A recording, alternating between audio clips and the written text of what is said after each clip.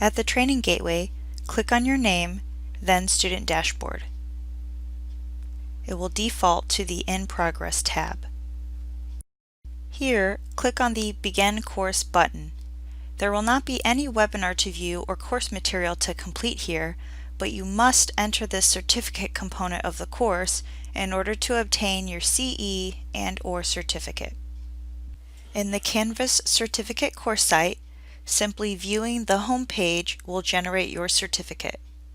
In order to access your certificate, you will need to return to the student dashboard. You may do so following the directions here, or you can simply click on the Dashboard button on the left side menu. Back in the Student Dashboard of the Training Gateway, next click on the Completed tab. There you will be able to view or download your certificate.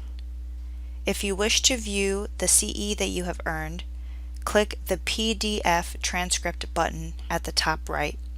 If you just earned CHES credit, that will be reported to NCHEC by us, the Region V Public Health Training Center, on a quarterly basis. If you just earned CNE credit or any other type of continuing education credit, you will have to submit that on your own.